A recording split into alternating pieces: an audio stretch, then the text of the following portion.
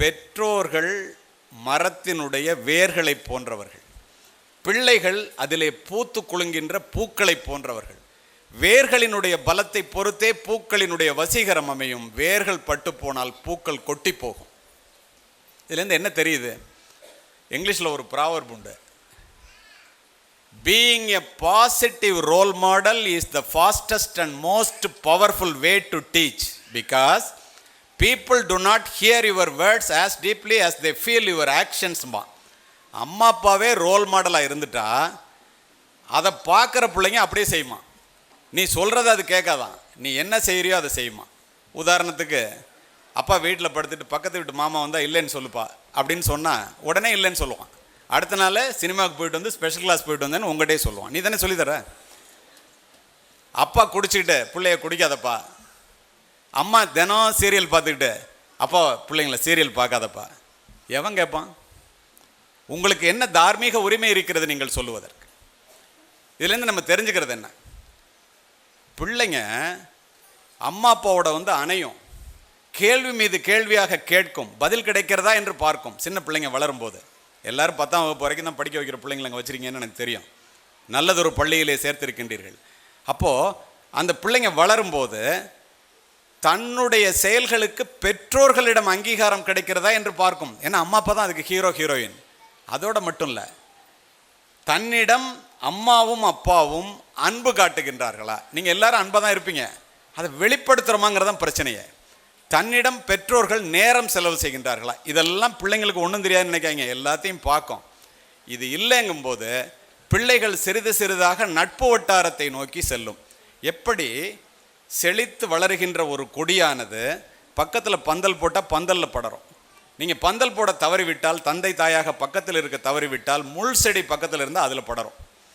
நட்பு வட்டாரத்தில் போய் சேர்ந்து அந்த நட்பு வட்டாரத்தில் இவன் சொல்கிறத கேட்குறதுக்கு ஆள் இருக்கும், இவனை பாராட்டுறதுக்கு ஆள் இருக்கும், இவன்கிட்ட அன்பு செலுத்துவதற்கு ஆள் இருக்கும். கொஞ்சம் கொஞ்சமாக பிள்ளைகள் பெற்றோர்களிடமிருந்து விலகி நட்பு வட்டாரத்தில் சேருகின்றார்கள். உங்களுக்கு தெரியுமா? புகைப்பிடிப்பது, மது அருந்துவது, பெண்களிடம் தவறாக நடப்பது, போதை பழக்கத்திற்கு ஆளாவது, அத்துணையும் நட்பு வட்டாரத்திலிருந்து தான் பிள்ளைகள் கற்றுக்கொள்கிறார்கள் என்பதை தெரிந்து கொள்ளுங்கள். உங்களை அறியாமலேயே அந்த நட்பு வட்டாரத்திற்கு பிள்ளைகளை நகர்த்துவது நீங்கள் தான்.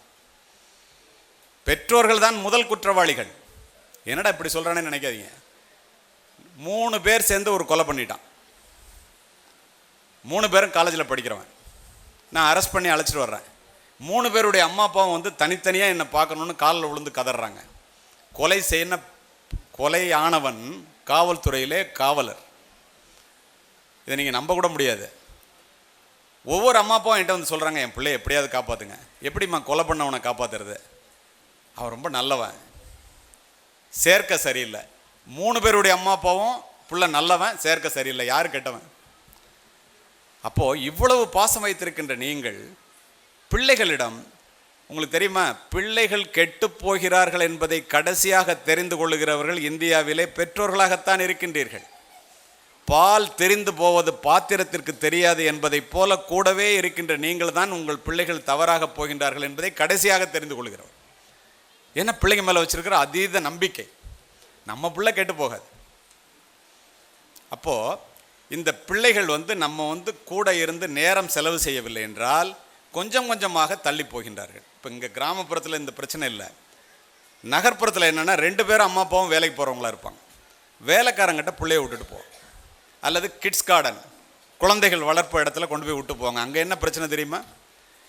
இந்த பிள்ளைங்களெல்லாம், உங்கள் பிள்ளைங்களெல்லாம் சாதாரணமாக இட போடாதீங்க.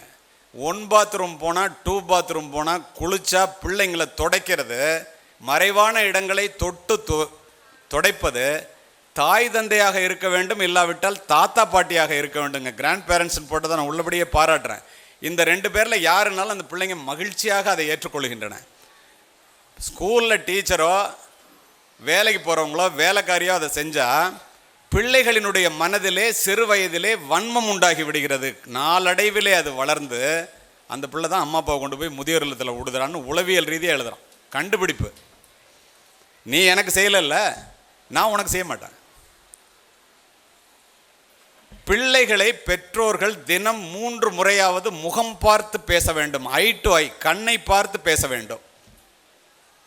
அப்படி பேசினாலே அந்த பிள்ளை எப்படி இருக்குன்னு அம்மா அப்பாவுக்கு தெரியுமா? நம்ம பிள்ளை ஏதாவது கேட்போம், நம்ம எங்கேயாவது வேலை பார்த்துட்டு செய் அப்படின்னு சொல்கிறத விட சின்ன விஷயம் இதை விட சொல்கிறான். பெற்றோர்கள் பிள்ளைகளிடம் 5 நிமிஷம் 3 நேரத்தில் மட்டும் செலவு பண்ணால் அந்த பிள்ளைங்க கெட்டே போகிறதில்லடாங்கிறான். என்ன நேரம்னு பார்த்தா, காலையில் பிள்ளைகளை படுக்கையை விட்டு எழுப்புகின்ற நேரம். கொஞ்சி அரவணைச்சு அன்பா அமைதியாக எழுப்ப சொல்கிறான். எந்திரி எந்திரி எந்திரி, ஆட்டோ வந்துருச்சு, பஸ் வந்துருச்சு, கிழிஞ்சிச்சு. அன்னைக்கு பூரா அந்த பிள்ளை பதட்டமாகவே இருக்குங்கிறான். நாள் முழுவதும் நீங்கள் காலையில் ஆரம்பிச்சு விடுறது கடைசி வரைக்கும் அடங்கிறதே இல்லை. பிள்ளைகள் பள்ளிக்கூடத்திலிருந்து வீட்டிற்கு வரும்போது அந்த நேரத்தில் அப்பா செல்ஃபோனை நோண்டிக்கிட்டு இல்லை வேறு ஏதாவது பார்த்துட்டு, அம்மா டிவியை பார்த்துட்டு, போ அங்கே போய் வச்சுட்டு போய் படி. அன்றைக்கு நடந்ததை அன்றைக்கு அம்மா அப்பாட்ட பேசணும்னு ஆசையோடு அந்த பிள்ளைங்க வரும்போது, உங்களுக்கு இது சின்ன விஷயம், அவனுக்கு அது பெரிய விஷயம். மனதொடிந்து போகின்றார்கள் பிள்ளைகள்ங்கிறான். ராத்திரி தூங்க வைக்கும்போது போய் படு அப்படின்னு சொல்லாமல் நல்ல கதைகளை பேசி நம்பிக்கை விதைகளை விதைத்து, உன்ன மாதிரி ஒரு பிள்ளை கிடச்சதுக்கு எவ்வளோ நாங்கள்லாம் பெருமைப்படுறோம், எவ்வளோ பெரிய ஆளாக வரணும்னு அப்படி சந்தோஷமாக பேசி தூங்க வச்சா ராத்திரி பூரா பிள்ளை கனவு காணாமல் உளராமல் நிம்மதியாக தூங்குறாங்க. இதை நம்ம செய்கிறோமா பாருங்கள். ஒரு நாளைக்கு 8 முறையாவது பிள்ளைகளை பெற்றோர்கள் தொட்டு பேச வேண்டும். விரல் பிடித்து நடப்பது, தலையை வாரி விடுவது, முதுகில் தட்டி கொடுக்கறது, இதெல்லாம் நம்ம செய்யணும்னு நினைப்போம், ஆனால் செய்ய மாட்டோம். இதை மாதிரி செஞ்சால் நம்ம அம்மா அப்பா நம்ம மேலே இவ்வளோ பாசம் வச்சுருக்காங்களா? எந்த அப்பாவது ஒரு நாளைக்கு 4-5 தடவை பிள்ளையை தட்டி கொடுத்து கையை பிடிச்சி அழைச்சிட்டு போய் செய்கிறோமா பாருங்கள். இதெல்லாம் செஞ்சால் இவ்வளோ அன்பு வச்சுருக்காங்களா அம்மா அப்பான்னு? அப்போ தான் அந்த பிள்ளை உணர்தான். அந்த பிள்ளைகள் எந்த பிரச்சனையாக இருந்தாலும் அம்மா அப்பாட்ட சொல்லுதான், தவறே செய்கிறது இல்லைங்க. நமக்கு எத்தனை பேருக்கு தெரியும்? இதில் இன்னொரு வேடிக்கை என்னென்னா, உலகத்தில் உள்ள பெற்றோர்கள் எல்லோருக்கும் பிள்ளை பாசம் ஒரே மாதிரி தான். ஆனால் தமிழகத்து பெற்றோர்களுக்கு தனி பாசம். என்னன்னா, தமிழகத்து பெற்றோர்கள் தன்னுடைய பிள்ளைகளை தன்னுடைய இரத்தமாகவும் சதையாகவும் நினைப்பவர்கள். அவர்களுடைய வெற்றியை தன்னுடைய வெற்றியாகவும் அவர்களுடைய தோல்வியை தன்னுடைய தோல்வியாகவும் நினைப்பவர்கள் தமிழகத்து பெற்றோர்கள். இந்த இடத்துல என்ன பெரிய கோளாறு நடக்குதுன்னா, நல்லா கவனிங்க, இதுக்கு நான் கேட்டுக்கங்க. தமிழகத்து பெற்றோர்கள் இவ்வளோ பாசம் வச்சுருக்காங்கல்ல, எல்லா அம்மா அப்பாவுக்கும் ஒரு அம்மாவுக்கு பிள்ளை பிறக்கும் போதே அது பில்கேட்ஸ் ஆயிரணும்னு கனவு. பிள்ளை 6ஆம் வகுப்பு படிக்கும் போதே அப்பாவுக்கெல்லாம் அது அப்துல் கலாம் ஆயிரணும்னு கனவு. ஆனால் இந்த அம்மா அப்பாவுக்கு ஒன்றும் தெரியறதில்ல, பில்கேட்ஸினுடைய அம்மாவோ அப்துல் கலாமுடைய அப்பாவோ கனவு காணவில்லை. பெற்றோர்களே, கனவு கண்டது பில்கேட்ஸும் அப்துல் கலாமும் தான். பிள்ளைகள் தான் கனவு காண வேண்டும். உங்களுடைய கனவை பிள்ளைகளினுடைய கண்களின் மூலமாக பார்க்க முடியாது. உலகத்தில் எந்த நாட்டிலையும் இல்லாமல் பிள்ளைகளை தாங்கென்று தாங்குகின்ற தலைமுறை இந்த தலைமுறை தான். அப்படியே பிள்ளையை தூக்கிட்டு வர வேண்டியது, அப்படியே கொண்டு வந்து ஸ்கூலில் விட வேண்டியது, அப்படியே தூக்க வேண்டியது, அப்படியே அழைச்சிட்டு போயிட வேண்டியது. கேம்பியன் ஸ்கூல் பிரின்ஸிபல் நேற்று ஒரு ஃபங்க்ஷனுக்கு கூப்பிட்றதுக்காக வந்தார். சார், இந்த பிள்ளைங்க இப்படி கெட்டு போகிறதுக்கு நீங்கள் இத்தனை வருஷம் பிரின்ஸிபலாக இவ்வளோ பெரிய ஸ்கூலில் கேம்பியனில் இருக்கீங்களே, யார் காரணம் சார், என்ன காரணம் சார்னு கேட்டேன். இதில் என்ன சந்தேகம், அம்மா அப்பா தான் அப்படின்னாரு. ஒரே வார்த்தையில். ஏன் சார் அப்படின்னா, அதுக்கு சில காரணங்களை சொன்னார். இப்போ நான் உங்கள்கிட்ட சொல்கிறேன். ஒட்டக சிவிங்கி குட்டி போடும். குட்டி போட்டோன்னா ஒரு நாள் பூரா நக்கி நக்கி வளர்க்கும். 2வது நாள் ஓங்கி ஒரு உதைக்கும். வலிச்ச உடனே எந்திரிச்சு, என்னடா நம்ம தாயே நம்மளை உதைக்குதே அப்படின்னு தட்டு மாதிரி நிற்கும். 3வது நாள் திரும்ப உதைக்க வரும்ல, தன்னால் அந்த ஒட்டக சிவிங்கி ஓட ஆரம்பிச்சிடும், வலி தாங்க முடியாமல். ஆனால் அப்புறம்தான் அதுக்கு தெரியும், நாம் ஓடினால்தான் நமக்குரிய உணவை நாம் தேடிக்கொள்ள முடியும், நம் எதிரிகளிலிருந்து நம்முடைய உயிரை காப்பாற்றிக் கொள்ள முடியும் என்று. ஆனால் உச்சாணி கொம்பில் ஒரு பருந்து கூடு கட்டுங்க, ஊட்டி ஊட்டி வளர்க்கும் ரெக்கை முளைக்கிற வரைக்கும். ரெக்கை முளைச்சோன்னே தள்ளி விட்ரும், மேலேருந்து கீழே விழுவோம். பறக்குதான்னு பார்க்கும் தாய் பறவை, பறக்கலைன்னா அப்படியே கீழே போய் முதுகில் வாங்கிக்கும். திரும்ப மேலே கொண்டு போய் மேலேருந்து தள்ளி விடும். கீழே விழுந்தால் செத்து போயிடுவோமேன்னு நினைக்கும் போது திடீர்னு ரெக்கையை விரிக்கும். குஞ்சு பறவை பறக்க ஆரம்பிக்கும். நம்ம தாய் நம்மளை போல தாயை மாதிரி நம்ம பறக்கணுங்கிறதுக்கு தான் தள்ளி விட்ருக்குன்னு அப்போ தான் தெரியும். சமீபத்தில் ஊட்டிக்கு நான் ஒரு குடும்பத்தோடு போயிருந்தேன். அங்கு நான் கற்றுக்கொண்ட பாடம், ஒரு ஃபாரஸ்ட் ஆஃபீஸர் கூட்டமாக இருக்கிற சுற்றுலா பயணிகள் எல்லாம் குச்சி எடுத்து விரட்டிக்கிட்டு இருந்தார். அவர் என்ன போலீஸ் ஆஃபீஸர்னு தெரிஞ்சோன்னா அங்கேருந்து சல்யூட் அடித்தார். என்ன கூட்டம், என்ன பிரச்சனைன்னு கேட்டேன். அவர் சொன்னது அத்தனை பேருக்கும் ஒரு படிப்பினை. சார் இங்கே பாருங்கன்னாரு. வரிசையாக குரங்கு உட்காந்துச்சு. இது பெரிய காடு சார், பழமும் காயும் காய்ச்சி தொங்குது. இந்த குரங்கெல்லாம் மரத்துக்கு மரம் தாண்டி நல்ல பழத்தையும் காயையும் தின்னுட்டு புஷ்டியாக இருந்துச்சு. இந்த அயோக்கிய பயலோடலாம் சனி ஞாயிறு வந்து முறுக்கையும் பிஸ்கட்டையும் மீதி இருக்கிறத போட்டு எல்லாத்தையும் வரிசையாக பிச்சை எடுக்க வச்சுட்டான் சார். எல்லாம் எலும்பு தோலுமாக இருக்கு. இந்த இனமே அழிஞ்சு போயிடும் போல் இருக்கு. 2 நாளைக்கு வர்றான், 5 நாளைக்கு வர்றதில்ல. நான் உடனே நினச்சேன், நம்ம என்ன செய்கிறோம்? பிள்ளைங்களுக்கு வந்து சொந்த காலில் நிற்க விட்றோமா? எல்லாத்தையும் நம்ம தேடி வைக்கிறோம். உங்களுக்கு தெரியுமா, அமெரிக்காவில் 21 வயசாகிடுச்சுன்னா அவங்க அம்மா அப்பா இருக்கிற வீட்டில் இருக்கிற புள்ள வேலைக்கு போய் சம்பாரிச்சிட்டு வந்து வீட்டுக்கு வாடகை கொடுக்கணும். எத்தனை அம்மா அப்பாவுக்கு தெரியும்? நான் உங்கள்கிட்ட ஒன்று கேட்குறேன். பிள்ளைகள் வளர்ப்பிலே நேரம் செலவு செய்யாமல் பணத்தை தேடி ஓடுறோமே, why save money when your son is good. உன் பிள்ளைய நீ நல்லா வளர்த்துட்டேன்னா அவன் சொந்த காலில் நின்று பணம் சம்பாரிச்சுக்க போகிறான். நீ எதுக்கு சம்பாதிக்கிற? சரி. Why save money when your son is bad. அவன் மோசமாக இருந்தால் அது எல்லாத்தையும் அழிச்சிட போகிறான். அந்த விதத்துலேயும் அது தப்பு தான். அப்போ நம்ம என்ன செய்யணும்? பிள்ளைகளை சொந்த காலிலே நிற்பவர்களாக வளர்ப்பதற்கு நம்முடைய நேரத்தை அவர்களிடம் செலவு செய்தால் அவர்கள் மிகப்பெரிய மனிதர்களாக வளர்வார்கள் என்பதில் மாற்று கருத்தே இல்லை. அதை விட்டுட்டு நம்ம வேற எதை தேடி போனோம்னா பிள்ளைங்க எப்படி வளரும்? நினச்சிப்பார். இப்போது பரீட்சை வருது. எல்கேஜியில் +2 வரைக்கும் 10th வரைக்குங்க பிள்ளைகளை விட அதிகமாக பதட்டப்படுகின்ற பெற்றோர்களை நான் பார்த்திருக்கின்றேன். நீங்கள் பதட்டப்படுறதுனால என்ன ஆக போகுதுன்னு நினைக்கிறீங்க?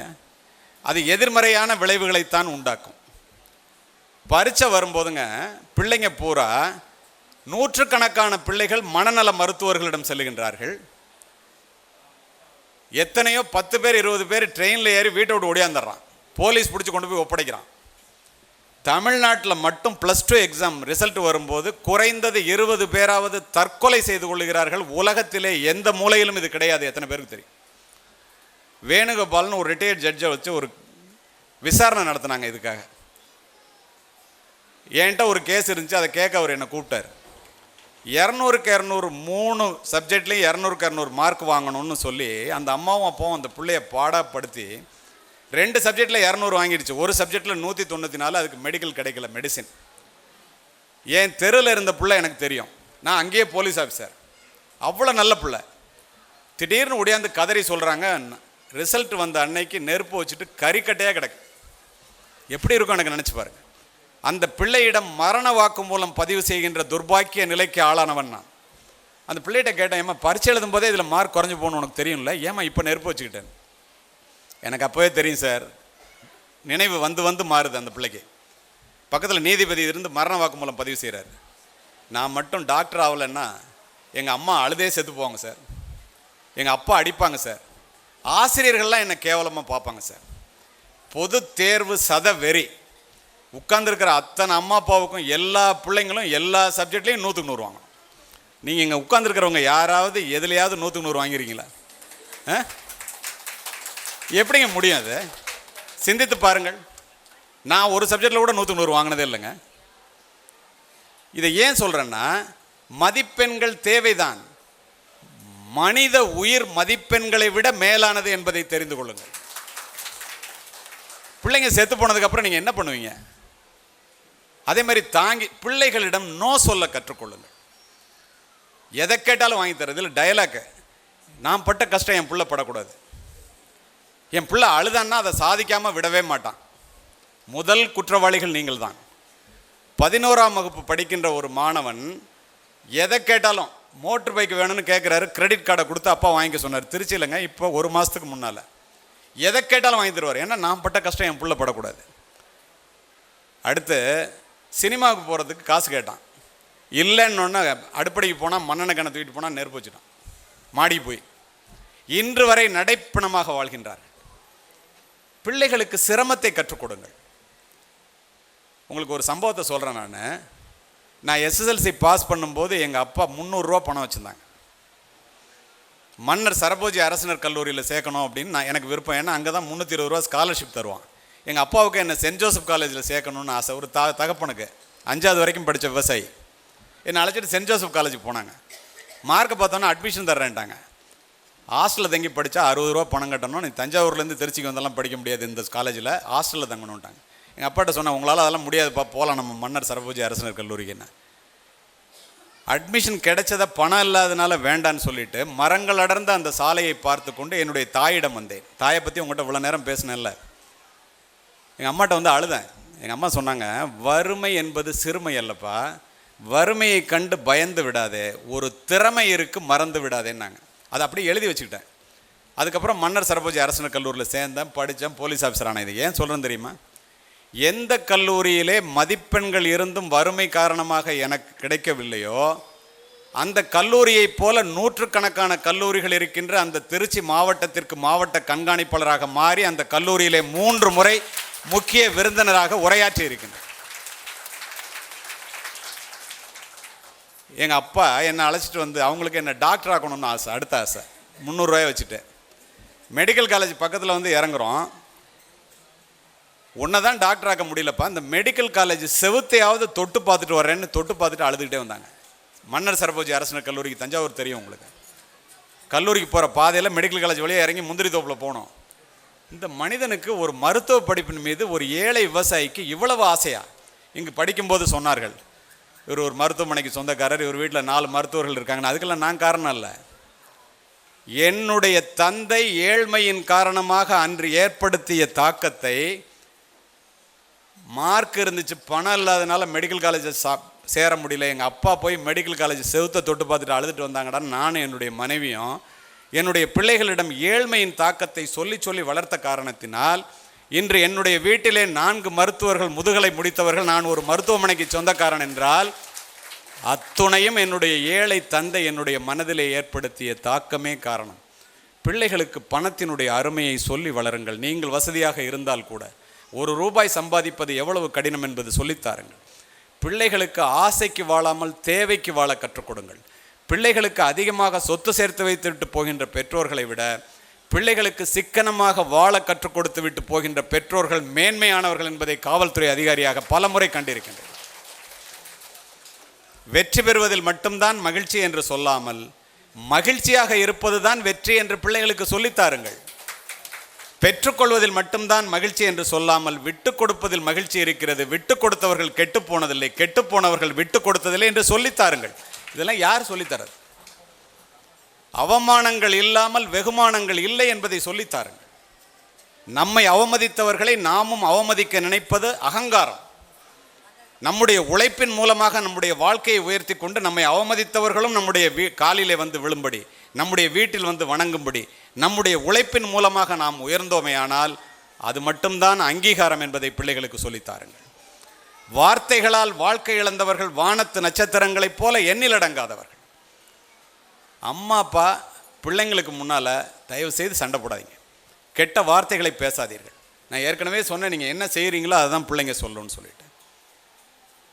அப்போது தன்னைத்தான் காக்கின் சினம் காக்க, காவாக்கால் தன்னையே கொல்லும் சினம்னா, கோபத்திலே கொட்டுகின்ற மலையை சுட்டு விடுகிறேன் பார் என்று கொல்லிக்கட்டையை எடுத்து மலையிலே நீட்டினால் கொல்லிக்கட்டை தான் அணையும், மழை நிற்காது. இதை யார் சொல்லித்தரது பிள்ளைங்களுக்கு? உள்ளம் கவர்ந்தெழுந்து ஓங்கு சினம் காத்து கொள்ளும் சினமே சினம்னா, அதே அறிவே அறிவுன்னா. அப்போ என்ன அர்த்தம்? எல்லாருக்கும் கோவம் வரும், பிள்ளைகளுக்கு முன்னால் அந்த கோவத்தை காமிக்கவே கூடாதுங்க. இப்போ இங்கே கணவன் மனைவியாக நிறைய பேர் உட்காந்துருக்கிறீங்க. உங்களுக்கு ஒன்று சொல்கிறேன், தயவு செய்து பெற்றோர்களே, எக்காரணம் கொண்டும் பிள்ளைகளை, ஒரு பிள்ளையை இன்னொரு பிள்ளையோடு, பக்கத்து வீட்டு பிள்ளையோடு, பக்கத்திலே படிக்கின்ற பிள்ளையோடு தயவு செய்து ஒப்பீடு செய்யாதீர்கள். ஒப்பீடு செய்தால் வீழ்வார்கள், ஒப்பீடு செய்யவில்லை என்றால் வாழ்வார்கள். ஏன் அப்படி சொல்கிறேன் தெரியுமா? தூக்கணாங்குருவி கூடு கட்டுகிறது, சிலந்தி வலை பண்ணுகிறது, கரையான் புற்று வைக்கின்றது, எல்லாமே மகத்தான செயல்தான். ஒன்றை மற்றொன்றால் செய்ய முடியுமா? அவ்வளோ ஏங்க. எந்த பிள்ளையாவது அம்மா அப்பாவை பார்த்து அந்த அம்மா அப்பா மாதிரி நீங்கள் இல்லைன்னு உங்களை என்னைக்காவது கேட்டிருக்கேன்? அதுங்களுக்கு இருக்கிற அறிவு நமக்கு இருக்க மாட்டேங்குது. அந்த பிள்ளை வாங்கிடுச்சு, அந்த பிள்ளை விதை ஒன்று போட சுரை ஒன்று முளைக்காது, சட்டியில் இருந்தால் தான் ஆப்பிள் வரும். நீங்கள் வாழ்ந்து காண்பியுங்கள். பிரச்சனை நம்மகிட்ட. பிள்ளைகள் அற்புதமானவர்கள், அறிவுள்ளவர்கள். அதோடு மட்டும் இல்லை, தாய் பாசத்தை பிள்ளைகளுக்கு சொல்லி வளருங்கள். உங்களுடைய பெற்றோர்களை நீங்கள் அப்படி மதியுங்கள். அப்பொழுதுதான் உங்கள் பிள்ளைகள் உங்களை மதிப்பார்கள். எப்படி?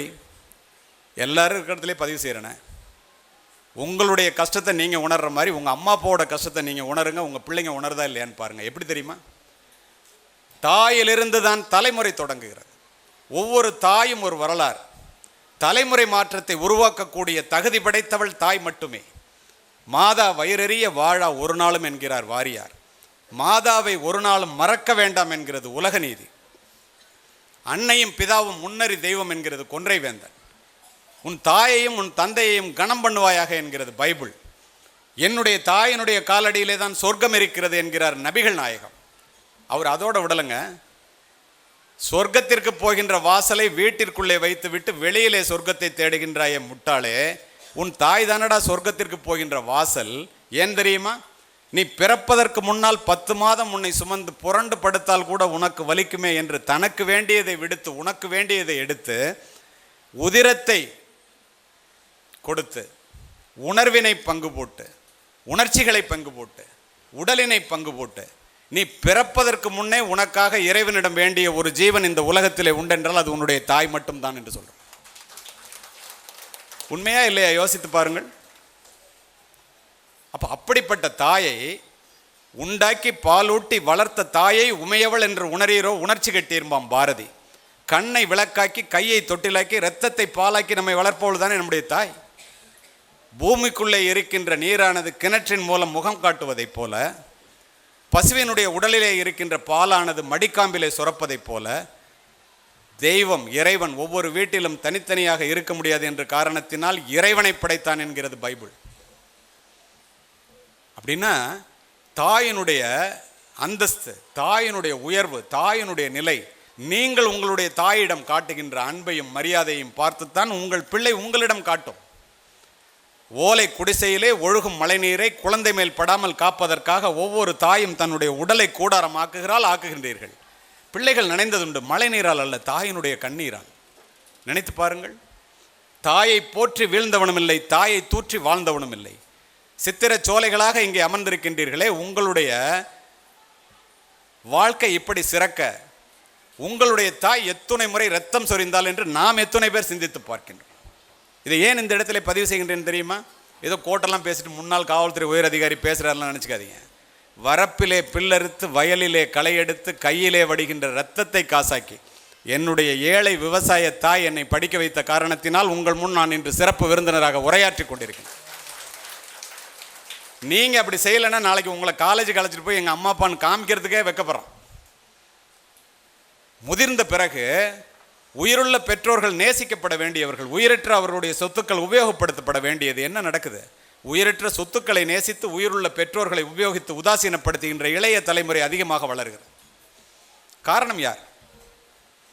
சிந்தியுங்கள். உங்களுக்கு தெரியுமா, கேரளத்து மண்ணான காலடியிலே பிறந்த ஆதிசங்கரர் எல்லாவற்றையும் விட்டுவிட்டு துறவு கோலம் பூணுகின்றார். தான் தாய்ப்பாசத்தை விட முடியல. இதயத்தை இரும்பாக்கி கொண்டு தாயிடம் சொல்லுகின்றார், தாயே நீ இறந்தால் நான் எங்கிருந்தாலும் வந்து மடி சுமப்பேன். சொன்னபடி செஞ்சார். பட்டினத்தார் தன் தாயினுடைய இறப்பு செய்தியை கேட்டு பதறி அடித்து ஓடி வருகின்றார் சுடுகாட்டிற்கு. தன்னுடைய தாயினுடைய உடலை பச்சை வாழை மட்டையிலே வைத்து ஞான நெருப்பால் எரித்து உருகி உருகி 10 பாடல்களை பாடினார். இன்று வரை தாயினுடைய சிறப்பை போற்றுவதற்கு அழியாத ஓவியங்களாக அமைந்திருக்கின்றன. சரி, உங்களுக்கு எனக்கும் முற்றும் திறந்த துறவிக்கும் ஞானிக்கும் தான் இதா? இல்லை என்கிறது வரலாறு. எப்படி தெரியுமா? கோடிக்கணக்கான யூதர்களை கொன்று குவித்த ஹிட்லர் 2ஆம் உலகப் போரிலே தோல்வியை தழுவிய பிறகு துப்பாக்கியை எடுத்து தற்கொலை செய்து கொள்ளும் போது தன் தாயினுடைய புகைப்படத்தை எடுத்து அத்தனை கோடி பேரை கொன்று குவித்த ஹிட்லர் மார்பிலை வைத்து தழுவியபடி இறந்து கிடந்தான் என்கிறது வரலாறு. அப்படின்னா நம்ம தாயை நம்ம எப்படி மதிக்கும்? நினைத்து பாருங்க. எப்படிப்பட்ட வல்லமை படைத்தவர்கள். 12வது வகுப்பு படிக்கிற பிள்ளைங்களுக்கு ஒரு பக்கத்தில் ஒரு கட்டுரை எழுத சொல்லி ஒரு போட்டி வச்சாங்க. திருச்சி கலெக்டர் நானும் போயிருந்தேன் 4 நாளைக்கு முன்னால். தாயை பற்றிங்கிற மட்டும் இல்லாமல் ஒரு ஹெட்டிங் கொடுத்தாங்க. அது என்னென்னா, உன்னுடைய உள்ளம் கவர்ந்த லட்சிய பெண்மணி அப்படின்னு மட்டும் தலைப்பு கொடுத்தது கலெக்டரு. நான் சொன்னேன், இந்த அரசியலில் இருக்கிறவங்க சினிமாவில் இருக்கிறவங்க யாரையாவது எழுதினீங்கன்னா தொலைச்சி விட்டேன்ட்டு போயிட்டேன். 49 பேர் எழுதினாங்க. திரும்பி வந்து வாத்தியாரை கூப்பிட்டாங்க, என்ன யார் எழுதியிருக்காங்கன்னு. 2 பேப்பர் எடுத்துகிட்டு வந்து இதில் எதுன்னு செலக்ட் பண்ணுங்கன்னாரு. ஃபஸ்ட்டுக்கு தெரிந்து கொள்ளுங்கள், 49 பேரில் 48 பேர் தன்னுடைய தாயையே உள்ளம் கவர்ந்த லட்சிய பெண்மணியாக எழுதியிருந்தார்கள். ஒரு பிள்ளைக்கு அம்மா இல்லை. நான் எதை தேர்ந்தெடுத்தேன் தெரியுமா? ஒரு பிள்ளை 1 நிமிஷத்தில் எழுதிட்டு வெளியில் போயிடுச்சு, அதை தான் தேர்ந்தெடுத்தேன். என்ன எழுதிச்சு தெரியுமா? இங்கிலீஷ் மீடியம் ஸ்கூலு, சிபிஎஸ்சி மாதிரி. Any combination of 26 alphabets in English can never explain about my mother அப்படின்னு எழுதிச்சு. ஆங்கிலத்தில் உள்ள 26 எழுத்துக்களால் நீ என்ன எழுதினாலும் எங்கள் அம்மாவை பற்றி அதால் விவரிக்க முடியாதரா, அதுக்கு அந்த ஆங்கிலத்துக்கு தகுதி இல்லைன்னு எழுதிருச்சு. எப்படி வளர்கின்றார்கள்? இப்படி வளர்கின்றவர்கள் திருமணமாகி சென்ற பிறகு அந்த பெற்றோர்களை என்ன பாடுபடுத்துகின்றார்கள்? ஏன்? தந்தை தாய் ஆண் பிள்ளைகளிடம் சொல்லி வளருங்கள். ஒரு திருமணமான பிறகு ஒரு பெண்ணை திருமணம் செய்து கொண்டு அவளுக்கு குழந்தையை கொடுப்பது மட்டும் ஆண்மை அல்ல, அந்த தன்னுடைய மனைவியை கடைசி வரை குழந்தை போல் வைத்து காப்பாற்றுவது தான் உண்மையான ஆண்மை என்று ஆண்களுக்கு பிள்ளைகளுக்கு பெற்றோர்கள் சொல்லித்தாருங்கள். பெண் பிள்ளைகளுக்கு சொல்லித்தாருங்கள். உன்னுடைய தாய் தந்தையைப் போல உன் கணவனுடைய தாய் தந்தையை பராமரிக்க கற்றுக்கொள் என்று சொல்லித்தாருங்கள். இது ரெண்டையும் செஞ்சுட்டாங்கன்னா குடும்பத்தில் பிரச்சனையே இல்லை. எத்தனை பேர் செய்கிறாங்க? இதெல்லாம் யார் சொல்லித்தரது? தெரியும் என்று நினைத்து கொள்கின்றோம். சரி, அம்மாவை பற்றியே சொல்கிறியா, நாங்கள் இவ்வளோ பேர் பின்னாடி அப்பா உட்காந்துருக்குறோமே. நிறைய பேர் கவலை. 168 பயணிகளை ஏற்றி கொண்டு 2 மாதத்திற்கு முன்னால் 35,000 அடி உயரத்திலே ஒரு விமானம் பறந்தது.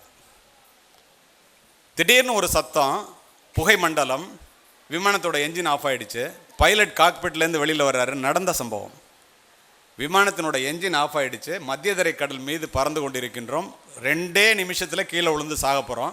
லைஃப் ஜாக்கெட்டை போட்டுங்க, தண்ணியில் விழ போகிறோம், மிதக்கலாம், வேறு வழி கிடையாதுங்கிறார். எப்படி இருக்கும்? முதல்ல மரண ஓலம், திடீரென்று மயான அமைதி. ஒரு பயம் மூச்சு விட முடியுமா? 10,000 அடிக்கு வந்துருச்சு. துணை விமானி மட்டும் அந்த ஆன் பண்ணி ஆஃப் பண்ணி பார்க்குறான், திரும்ப என்ஜினை ஆன் பண்ண முடியுமான்னு. 5,000 அடி உயரத்துக்கு வந்துருச்சு. திடீர்னு லைட் எரியுது. ஒடியாந்து வெளியில் சொல்கிறான், லைட் எரியுதியா, ஆனால் என்ஜின் ஆஃப் ஆகலன்னு. ஓடி போய் விமானியும் உட்காந்து 2 பேரும் முயற்சி பண்ணுறாங்க. தண்ணீரை தொட இருக்கும்போது விமானத்தினுடைய என்ஜின் ஆன் ஆகிடுது. தண்ணீரை தொட இருந்த விமானத்தை மேலே ஏற்றி பக்கத்தில் சிரியா நாட்டில் போய் தரையிறக்குறாங்க. பத்திரிகைக்காரர்கள் எல்லோரும் வெளியில் வந்தவுடன் வழக்கம் போல் இறப்பினுடைய விளிம்பை தொட்டுவிட்டு வந்திருக்கின்றீர்களே, கடைசியாக யாரை நினச்சிங்கன்னு கேட்குறான். அவன் உயிரை கையில் பிடிச்சிட்டு இருக்கான். ஆனால் எல்லா நாட்டுக்காரர்களும் அந்த விமானத்தில் பயணிக்கின்றார்கள். ஒருத்தன் சொல்கிறான் நாட்டை பற்றி, ஒருத்தன் வீட்டை பற்றி, ஒருத்தன் தன்னுடைய மனைவியை பற்றி, ஒருத்தன் பேங்க் பேலன்ஸ் கோடிக்கணக்காக இருக்க அனுபவிக்காமல் சாக போகிறோமே என்ன. என்னுடைய பிள்ளைகளை அனாதையாக விட்டு நான் சாக போகின்றேனே என்று பதிவு செய்த 11 பேரும் இந்திய தந்தைகள் என்பதை மனதிலே பதிவு வைத்துக்கொள். அதான் அப்பா, இந்திய அப்பா. அம்மாவினுடைய பாசம் வெளிப்படையானது, அப்பாவினுடைய பாசம் வெளியே தெரியாதது. சாப்பிடவா அப்படின்னு கூப்பிடுறது அம்மாவோட பாசம். சாப்பிட உட்காரும் போதே புள்ள சாப்பிட்டானான்னு கேட்டுட்டு உட்கார்றது அப்பாவோட பாசம். அம்மாவோட பாசம் தோசை மாதிரிங்க, சாப்பிட்டோன்னு தெரியும். அப்பாவினுடைய பாசம் தோசைக்கல் மாதிரி, என்ன வெந்தாலும் தெரியாது வெளியில், மற்றவங்க சொன்னால் தான் தெரியும். இந்த உலகிற்கு உன்னை அறிமுகப்படுத்தியவள் உன்னுடைய தாய் என்றால் இந்த உலகத்தை உனக்கு அறிமுகப்படுத்தியவர் உன்னுடைய தந்தை. அதோடு மட்டுமல்ல, நீ எல்லாம் எங்கடா உருப்பிட போகிற அப்படின்னு சொல்லிட்டு இந்த பிள்ளை எப்படியாவது உருப்பிடணுமேன்னு நினைக்கிற ஒரே ஜீவன் உலகத்தில் அப்பா மட்டும்தான். 5 வயசில் ஹீரோவாக தெரிகிற அப்பா 20 வயசில் எதிரியாக தெரிவார். உனக்கு 40 வயசு ஆகும்போது அவர் தெய்வமாக தெரிவார். அப்பா அருகில் இருந்தால் தனி திமிர் தன்னால் வந்துவிடும். அது திமிர் என்பதா தைரியம் என்பதா தெரியாது. நீ போடா, நான் இருக்கேன் பார்த்துக்கிறேன் அப்படின்னு சொல்கிற ஒரு ஜீவன் உண்டுன்னா அது அப்பா மட்டும்தான். நீங்கள் நினைத்து பாருங்கள், உங்களை படிக்க வைப்பதற்காக அல்லது நீங்கள் உங்களுடைய பிள்ளைகளை படிக்க வைப்பதற்காக இந்த தந்தை எத்தனை முறை கடன் வாங்கி இருப்பார், எவ்வளவு அவமானங்களை சுமந்திருப்பார், எத்தனை இரவுகளை கண்ணீரோடு கழித்திருப்பார். அத்துணைக்கும் மத்தியிலே என்னோடு சேர்ந்து நீ வேலைக்கு வாடான்னு கோப்பாமல் நீ போய் படிடா, காலில் அருந்த செருப்பையும் நைந்து போன 4 முழ வேஷ்டியையும் கிழிந்து போன சட்டையையும் தைத்து போட்டுக்கொண்டு பிள்ளைக்கு ஷூ எடுத்து கொடுத்து, பேண்ட்டு ஃபுல் ஷர்ட் எடுத்து கொடுத்து, டையை கோட்டு வாங்கி கொடுத்து நீ போட படிக்கன்னு சொல்கிற ஒரே தந்தை இந்தியாவில் மட்டும்தாங்க உலகத்தில் இருக்கான், வேறு எங்கேயுமே கிடையாது. இதை எத்தனை பேர் உணர்கின்றோம்? சிந்தித்து பாருங்கள். பால் இன்றி பிள்ளை எழும். விவசாயங்கள் நிறைய பேர் இருக்கீங்க, விவசாய குடும்பத்திலேருந்து வந்திருப்பீங்க. பால் இன்றி பிள்ளை எழும், பசி அறிந்து தாய் அழுவாள், கையிலே காசும் இல்லை, கடன் கொடுப்பார் யாரும் இல்லை என்ற சூழ்நிலையிலே கொச்சை பிழைப்பறியும் கொலை திருட்டு நாம் அறியோம் என்று நம்மை பண்புள்ள பிள்ளைகளாக வளர்ப்பதற்காக எத்துணை பாடுபடுகின்றார்கள். பிள்ளைகளுக்கு இந்த பெற்றோர்கள் செய்கின்ற அத்துணையும் பாருங்கள். அவர் காலத்திலே அவருக்கு கிடைக்காததாகவே இருந்திருக்கும் இந்த கல்வி உட்பட. நாம் உண்ணுகின்ற உணவு, உடுக்கின்ற உடை, இருக்கின்ற இடம் அத்துணையும் அந்த தந்தையினுடைய வியர்வையில் விளைந்தது தான் என்று எத்தனை பேர் சிந்தித்து பார்க்கின்றோம். இதை சிந்தித்தாலே பிரச்சனை இல்லை. இறுதியாக ஒழுக்கத்தை உருவாக்கி வளர்ப்பது தான் கல்வியினுடைய தலையாய குறிக்கோள் என்பதை பெற்றோர்கள் தெரிந்து கொள்ளுங்கள். ஒழுக்கத்தை தராத கல்வியும் விளைச்சலை தராத வயலும் வீணானது. கல்வியின் பயன் அறிவு, அறிவின் பயன் பண்பாடு, பண்பாட்டின் பயன் ஒழுக்கம். பிள்ளைகளுக்கு இள வயதிலே புயல் போல வருகின்ற உணர்ச்சிகளை கட்டுப்படுத்த கற்றுக் கொடுங்கள். உணர்ச்சிகளை கட்டுப்படுத்த தெரியாத பிள்ளைகள் வளர்வதில் அர்த்தமே இல்லை. செல்போன், ஒரு கையகல செல்போன் வந்து ஒரு ஆணுக்கும் பெண்ணுக்கும் இடையிலே உள்ள இடைவெளியை எதுவுமே இல்லாமல் செய்துவிட்டது. நான் உலகம் முழுவதும் செல்லுபவன். China, Japan, Saudi Arabia, Kuwait போய் எந்த ஏர்போர்ட்டில் இறங்குனீங்கனாலும் ஒரு ஆப் கூட வேலை செய்யாது. இந்தியாவில் வந்து இறங்குனீங்கன்னா எல்லாம் ஓப்பன் ஆகிக்கும். பெற்றோர்கள் 50% செமிலிட்ரேட்ஸ். அதில் என்ன இருக்குன்னு உங்களுக்கு தெரியாது, ஆனால் உங்கள் பிள்ளைகளுக்கு அத்துணையும் தெரியும். அமெரிக்காவில் செல்ஃபோன் வாங்கி கொடுக்குறான்.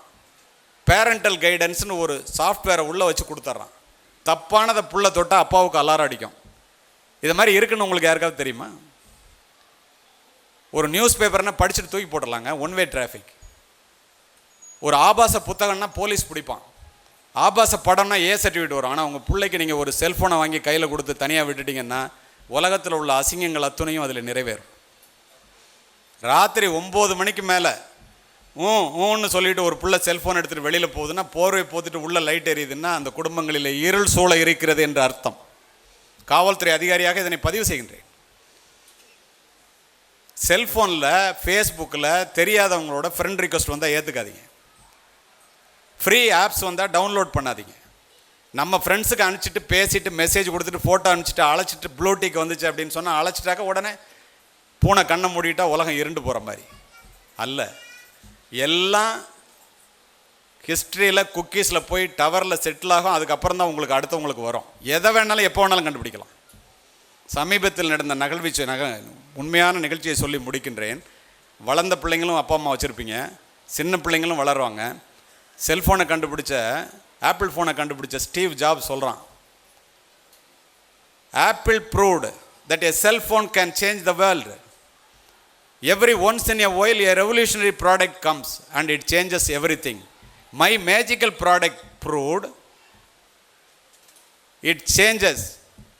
It reshaped the culture, shaken up the industries, put computer in millions of pockets and made it possible one can know about everything with a few tap on the screenங்கிறான். சில டச் அப்படி பண்ணால் உலகத்தில் உள்ள எதை பற்றி வேணாலும் தெரிஞ்சுக்கலான்னு சொல்லி நான் கண்டுபிடிச்ச செல்ஃபோனு இந்த உலகத்தினுடைய கல்ச்சரையே மாற்றி போட்டுச்சுறாங்க. இப்போ ஜாக்கிரதையாக இருக்க வேண்டியது யார்? மற்ற நாடுகளிலே தடை செய்யப்பட்ட அத்துணை ஆப்ஸ் இங்கே வேலை செய்யுது. சுப்ரீம் கோர்ட் சொல்லலாம் பார்லிமெண்ட்டை. சில இளைஞர்கள் கெட்டு போகிறாங்க. நீ போய் பாருங்கள், ரயில்வே ஸ்டேஷனில் வந்து ஓரமாக கும்பலாக உட்காந்துருப்பான். ஃப்ரீ ஒய்ஃபை இருக்குன்னு எல்லோரும் பாடம் படிச்சுட்டு இருக்கான்னு நினைக்கிறீங்களா? நீங்கள்லாம் அம்மா அப்பா தயவுசெய்து அப்படி நினைக்காதீங்க. நூற்றுக்கணக்கான பேரை நான் அறிவேன். செல்ஃபோன் தப்புன்னு சொல்ல, மிகப்பெரிய வரம். நல்லதை செய்யலாம். அமெரிக்காவில் செய்கிற ஆப்ரேஷனை பார்த்துக்கிட்டு இங்கே செய்ய முடியுது. நான் அலாஸ்கா போகணுன்னா இங்கேருந்து புக் பண்ணிட முடியுது. என்ன உலகம் முழுவதும் எடுத்துக்கொண்டு சொன்னது, என்னுடைய பேச்சை நீங்கள் பல பேர் வீடியோவில் கேட்டிருப்பீங்க. அந்த செல்ஃபோன் தான் எனக்கு தெரியும்.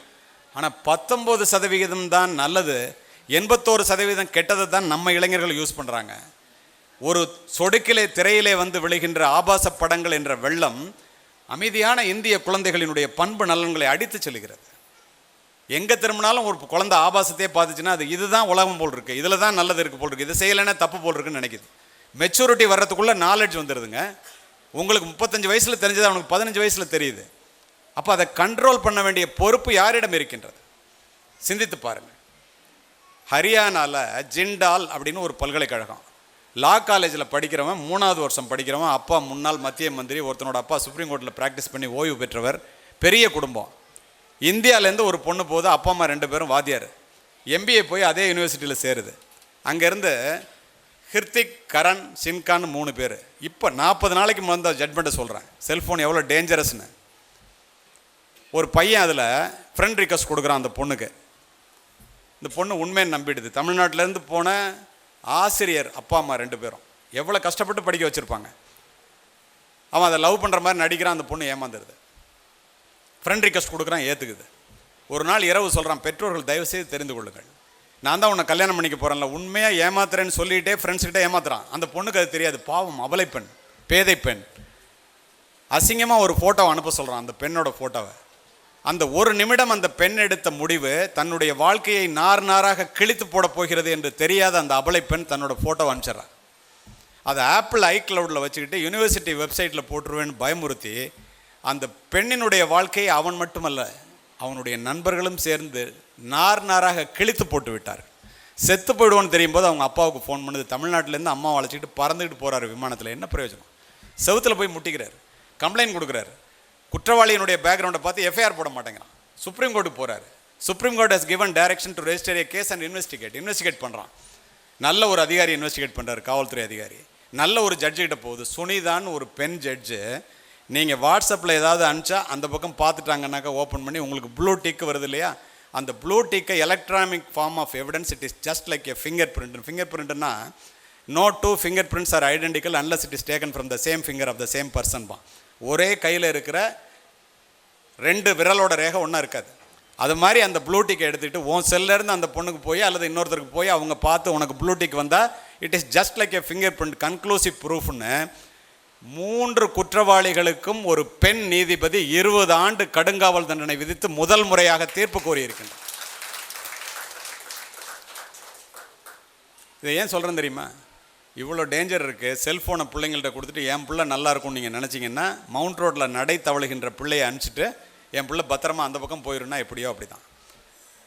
நேரிலே பேசுவதற்கு சங்கோஜப்படுகின்ற எதையும் செல்ஃபோனிலே பரிமாறாதீர்கள். ஃப்ரீ ஆப்ஸ் வந்துச்சுன்னா எதையும் டவுன்லோட் பண்ணாதீங்க. ஃப்ரீ ரீசார்ஜ் வந்துச்சுன்னா செய்யாதீங்க. அதில் ஒரு சாஃப்ட்வேரை வச்சு கொடுத்துட்டான்னாக்கா உங்களுக்கு இருக்கிற உங்கள் செல்ஃபோனில் நீங்கள் செய்கிறது அத்துணை மற்றவர்களுக்கு தெரியும். நிஜ உலக ஆபத்திலிருந்து உங்கள் பிள்ளைகளை காப்பாற்றுவதற்கு என்னவெல்லாம் செய்கின்றீர்களோ, என் பிள்ளை என்னை விட பிரமாதமாக செல்ஃபோன் பண்ணுறான்னு நீங்கள் சந்தோஷப்பட்டீங்கன்னா வளர்ந்த பிறகு வேதனை அடைவீர்கள். எதை செய்யணும் எதை செய்யக்கூடாதுன்னு பார்த்துக்குங்க. நிஜ உலக ஆபத்திலிருந்து உங்கள் பிள்ளைகளை காப்பாற்றுவதற்கு எடுக்க வேண்டிய அத்துணை முன்னெச்சரிக்கைகளும் நிழல் உலக ஆபத்திலிருந்து காப்பாற்றுவதற்கு எடுத்தே ஆக வேண்டும். அமைதி காத்த அத்துணை பேருக்கும் நன்றி. தேடி சோறு நிதந்தின்று பல சின்ன சிறு கதைகள் பேசி மனம் வாடி துன்பமிக உழன்று பிறர் வாட பல செயல்கள் செய்து நரை கூடி கிழப்பருவம் எய்தி கூடும் கூற்றுக்கிறை என பின் மாயும் பல வேடிக்கை மனிதரைப் போல் நான் வீழ்வேன் என்று நினைத்தாயம் பாரதி. இதுவரை இந்த பெற்றோர்களிடமும் அடுத்தடுத்த அறையில் உட்காந்து பார்த்துட்டு இருக்கிற இந்த பெற்றோர்களிடமும் நான் பேசியது அத்துணையும் சொற்கள் அல்ல, அத்துணையும் விதைகள். இந்த ராஜராஜன் சிபிஎஸ்இ பள்ளியிலே இது ஒரு வளமான நிலம் என்பதை நான் அறிவேன். விதைத்தவன் உறங்கினாலும் விதைகள் உறங்காது என்பதை உணர்ந்து அமைதி காத்த அத்துணை நல்ல உள்ளங்களுக்கும் நன்றி கூறி விடைபெறுகிறேன். வணக்கம். பட்டினத்தார் சொல்றார், வாளால் மகவு அறிந்து ஊட்ட வல்லேன் அல்லேன், என்னால் முடியாதே. அடுத்த ஒரு அற்புதம் சொல்றார் பாருங்க. மாது சொன்ன சூழால்,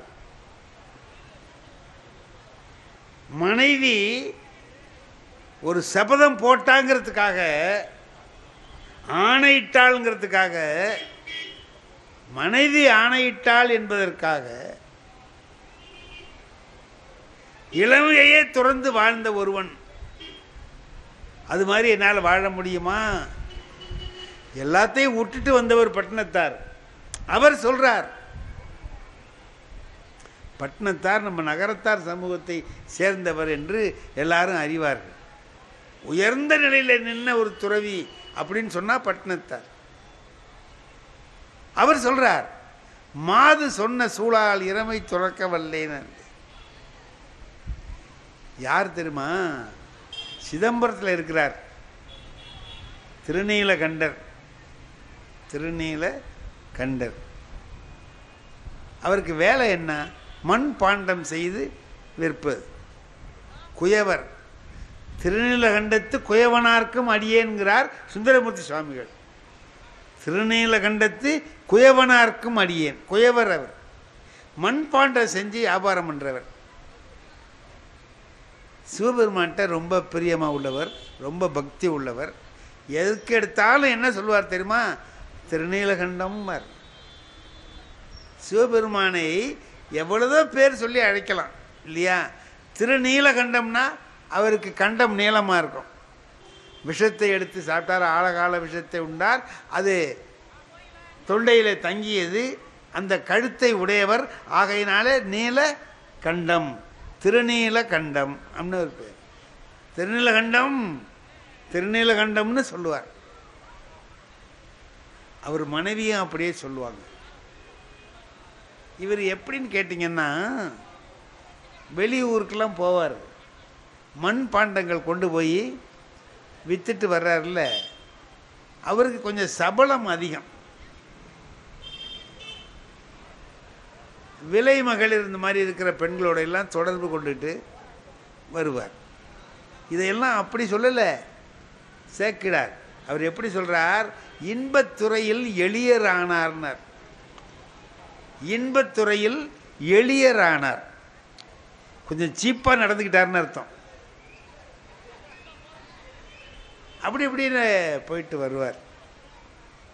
ஒரு நாள் அந்த மாதிரி ஒரு தப்பு செஞ்சுட்டு வீட்டுக்கு வர்றார். வந்தவர் மனைவிகிட்ட போய் அன்பா பேசிக்கிட்டு கிட்ட போறார். அந்த அம்மாவுக்கு தெரிஞ்சு போச்சு, ஒரு கணவனை மனைவி திருத்தணும்னு நினைச்சிட்டா ஏதாவது ஒரு வகையில் திருத்திட முடியும். இது பக்தி வகையில் திருத்துறதுங்கிறது தான் இதில் நாம் பார்க்கறது. பக்தியை வச்சு திருத்துறது. போனோன்னு சொன்னான், அவ மறுத்தா அந்த அம்மா. விடலை, இவர் பிடிவாதமாக போய் மனைவியோடு சேருவதற்கு போனார். அப்போ அந்த அம்மா சொன்னிச்சு, தீண்டுவீர் ஆகில் எம்மை திருநீலகண்டம்னுது. தீண்டுவீர் ஆகில் எம்மை திருநீலகண்டம். திருநீலகண்டத்தின் மீது ஆணை,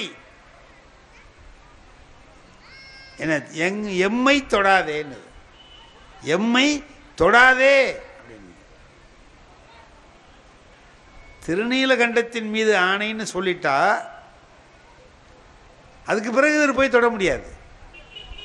ஏன்னா திருநீலகண்டத்தின் மீது அவ்வளவு பக்தி உள்ளவராக இருக்கிறார். இன்னொன்று நினைச்சார் அவர், என்னைன்னு சொல்லலை, எம்மைன்னு சொன்னிச்சு. தீண்டுவீர் ஆகில் எம்மை பன்மையில் சொல்லுது, புளூரல், சிங்குலரில் சொல்லலை, புளூரலில் சொல்லுது. எம்மை தீண்டுவீர் ஆகில் திருநீலகண்டம் அப்படின்னு. எம்மை என்ற அதனால், எம்மைன்னு அந்த அம்மா சொன்னதுனால, பிற மாதரார் தம்மையும் சிந்தையாலும் தீண்டேன் முடிவெடுத்துட்டாருங்க. எம்மைன்னு அந்த அம்மா சொன்னதுனால இனி மனைவியை தொடர்றது மட்டுமல்ல, அவதான் என்ன தொடாதேன்னு சொல்லிட்டுது, தொட முடியாது, வேறு பெண்களையும் நான் தொட மாட்டேன். அப்படி வாழ்ந்தவர் தான் பட்டினத்தார். அவர் சொல்றார், மாது சொன்ன சூழால் இளமை துறக்க வல்லேன் அல்லேன்.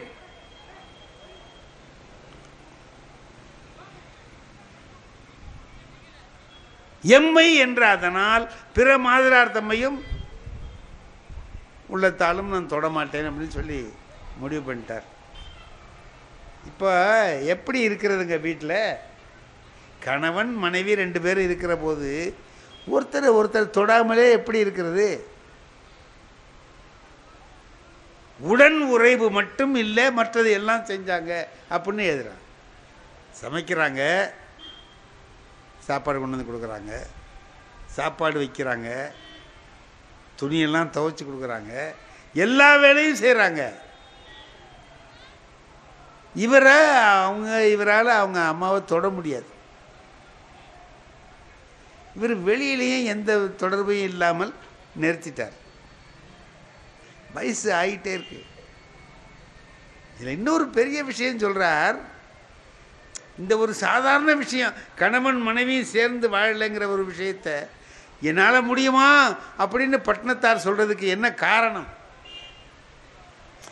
இந்த பிள்ளைய கறி சமைச்சு கொடுத்ததுக்கு சமமாக இதையும் சொல்கிறார்ல, என்ன காரணத்தினால சொல்கிறாருன்னா, இவங்க 2 பேரும் ஒருவரை ஒருவர் தொடவே இல்லை அப்படிங்கிற விஷயம் அயல் அறியா வண்ணம் வாழ்ந்தார்னார். அயல் அறியா வண்ணம் வாழ்ந்தாராம். 2 நாளில் வெளில தெரிஞ்சிடும். பெண்கள் பேசிக்குவாங்க. பேசிக்கிட்டு ஒருத்தருக்கு ஒருத்தர் பழைய அங்கே அப்படின்னு சொல்லி அப்படி அப்படி அப்படி அப்படி பரவிடும். எங்கே பார்த்தாலும் பரவிடும். இந்த அம்மா வெளியில் அது தெரியாதபடி எல்லாம் சரியாக இருக்கிறது மாதிரி காட்டிக்கிட்டு வெளியில் இருக்கிறாங்க. வயது ஆகிக்கிட்டே இருக்கு. இவங்க 2 பேரும் பக்தி காரணமாக ஒருவரை ஒருவர் தொடாமல் வாழ்ந்து கொண்டிருக்கிறார்கள்ங்கிற விஷயம் யாருக்குமே தெரியாதில்ல. இப்போ பெருமான் என்ன நினைக்கிறார்? இவர்களுடைய அந்த உயர்ந்த தியாகத்தை உலகமறிய செய்ய வேண்டும். இவங்க செய்திருக்கிறது பெரிய தியாகம், அதை உலகறிய செய்ய வேண்டும்னு நினச்சி அவர் வர்றார். இவர் என்ன செஞ்சார்? ஓடு அழித்து ஒழுகும் நாளில்னு சொல்லுவார் சேர்க்கிறார். வர்றவங்க எல்லாருக்கும் திருவோடு செஞ்சு கொடுப்பார். அவர் குயவர். அவரால் முடிஞ்ச தொண்டு அறம் என்னடான்னா ஓடு எடுத்து கொடுக்கறது. வர்றவங்களுக்கெல்லாம் ஒரு ஒரு ஓடு கொடுத்து எடுத்துகிட்டு போங்க. அவர்கிட்ட சிவபெருமான் வர்றாரு. கிழ வேதியராக வர்றார். வந்தவர் என்ன பண்ணுறாரு? அவர் ஒரு ஓட்டை கொடுக்குறாரு. இவரே எல்லாருக்கும் ஓடு கொடுக்குறாரு. ஓடு கொடுக்குறவருக்கு அவர் ஒரு ஓட்டை கொடுக்குறாரு. ஐயா அண்ணா என்ன அண்ணா எனக்கு ஒரு உதவி செய்யணுமே என்ன? யார்? சிவபெருமான். என்ன செய்யணுங்க ஐயா சொல்லுங்கள், நீங்கள் எது சொன்னாலும் செய்கிறேன் அப்படின்னு. இந்த ஓடை கையில் இருந்தால் உடஞ்சி போயிடும். நீங்கள் கொஞ்சம் வச்சிருக்க, நான் திரும்ப வந்து கேட்கும்போது கொடுக்கணும். ஓடு தானே கொடுங்கன்னார். ஓடு தானே நினைக்காத, இந்த ஓடு எப்படிப்பட்டது தெரியுமா? கொடுக்கும்போதே சொல்கிறார், 3 உலகத்தில் தேடினாலும் இதே மாதிரி கிடைக்காது. அப்படியாக்க இப்படியாக்கன்னு என்னென்னமோ சொல்லி அவனுடைய பெருமைகளை எல்லாம் சொல்லி 1000 பொன் கொடுத்தாலும் இது வாங்க முடியாதப்பா. அப்படியாப்பட்ட ஓடு. ஓடு தானே நினச்சிடாத, நீ ஒழுங்காக வச்சிருந்து காப்பாற்றி கொடுப்பியா? காப்பாற்றுறாங்க. கொண்டு உள்ளே வச்சுட்டார். இவர் போயிட்டார். ரொம்ப நாள் வரவே இல்லை. அவருக்கும் வச்சதெல்லாம் மறந்து போச்சு. ஆனால் வச்சுட்டார், அப்படியே வச்சிருக்கார். ஒரு நாளைக்கு வர்றார். சிவபெருமானே சேக்கிடார் என்ன சொல்கிறார் தெரியுமா? வைத்து வாங்க வல்லான்னார். வைத்து வாங்க வல்லான். இவன் யார்? சிவபெருமான். என்ன சாதாரண ஆளா? வைக்கவும் அவரால் முடியும், வாங்கவும் அவரால் முடியும். இவர் கொண்டு வச்சதை காணாடிச்சு விட்டார். அவர் யார்? அவர் காணாடிச்சிட்டார். திருநீலகண்டர் காணாடிக்கல, பெருமான் அதை காணா போகும்படியாக அருள் பாலித்து விட்டார். இப்போ வர்றார். என்ன தெரியுதான்னார். ஆமாம், நீங்கள் எப்போ பார்த்த மாதிரி இந்த எங்கிட்ட சில சமயத்தில் சில பேர் என்ன செய்வாங்க, ஐயா என்ன தெரியுதாம்பார். நாங்கள் சும்மா வச்சு தெரியுதா எனக்கு உங்களை தெரியாதா அப்படிங்கிறது. யார் சொல்லுங்கள் பார்ப்போம், மாட்டிக்குவோம். நிறைய பேரை பார்க்கறது மறந்து போடும். சில பேர் டெஸ்ட்டு வச்சுருவாங்க. யார் சொல்லுங்கள் பார்ப்போம் அப்படிமா. சில பேர் டாக்டருக்கே டெஸ்ட்டு வச்சுருப்பான். பார்த்துறீங்களா? எங்கள் ஊரில் ஒருத்தன் என்ன பண்ணால், டாக்டர்கிட்ட போனால் அவர் இப்படி எல்லா டெஸ்ட்டும் பண்ணார். மூச்சை விடு, நல்லா விட்டுடுன்னார். உங்ககிட்ட வந்தால் மூச்சை விட்டு தானே போகணும், என்ன பண்ணுறதுன்ட்டு இங்கே திரும்பு, அங்கே திரும்ப நீங்கள் வச்சார், நாக்கை நீட்டுன்னார். என்னென்னமோ பண்ணி பார்த்துட்டு கடைசியில் சொன்னார், உனக்கு என்ன பண்ணுதுன்னு கேட்டார். இவன் நம்பால் போனவன் கேட்டான், இப்போ நீ எதுக்கு இவ்வளதும் பார்த்த? என்னமோ நீயே கண்டுபிடிக்கிறது மாதிரி எல்லாம் பார்த்துவிட்டு இப்போ என்ன பண்ணுதுன்னு என்கிட்ட கேட்குற அப்படின்னார். யோ என்ன பண்ணுதுன்னு சொன்னத அதுக்கு எதுக்கு நீ இவ்வளவு பார்த்த? பார்த்த நீ கண்டுபிடிக்கணும்ல, எங்கே கண்டுபிடி பார்ப்போம் என்னன்னு. அவர் டாக்டர் கெட்டிக்காரரு. இந்த பாரு, அப்படின்னு ஒன்று நீ சொல்லாமலே கண்டுபிடிக்கணும்னா அதுக்கு ஒரு டாக்டர் இருக்கார். அடுத்த தெருவில் நமக்கு தெரிஞ்ச டாக்டர் தான்ப்பா, 3ஆம் நம்பர் வீட்டில் இருக்கிறாரு, அவரை போய் பாருண்ணா. சரின்னு இவன் அங்கே போய் பார்த்தா கால்நடை டாக்டர்னே இருக்காங்க. அதுதான் சொல்லாமலே செய்கிறது. அவனா யோசித்து செய்வான். நீ சொல்லணும்டா, உனக்கு என்ன பண்ணுதுன்னு சொல்லணும்னா. அது மாதிரி இப்போ அவர் பார்க்குறார் என்ன செய்யுதுன்னு உலகத்துக்கு காட்டணும். இவர் செய்த தியாகம் பக்தியினாலே ஒரு அம்மா சொன்ன ஒரே சொல்லு தான், திருநீலகண்டத்தின் மீது ஆணை என்னை தொடாதே, எம்மை தொடாதீர் இருக்கிறார். பார்த்தார், ஓடு எனக்கு தெரியுதா? பார்த்தேன். ஆமையா ஓடு வச்சேன்ல, ஆமாம் அந்த ஓட்டை கூட வேணும். இவர் போய் ஓட்டை தேடுறாரு, ஓட்டை காணும். வச்ச இடத்துலையும் காணும், எல்லா இடத்துலையும் தேடி பார்த்துட்டார், காணும். அங்கே என்ன பண்ணிட்டுருக்க நீ அப்படின்னார். ஓட்டை தாங்க தேடுறேன்னா. ஓட்டை எடுத்துக்கிட்டியா?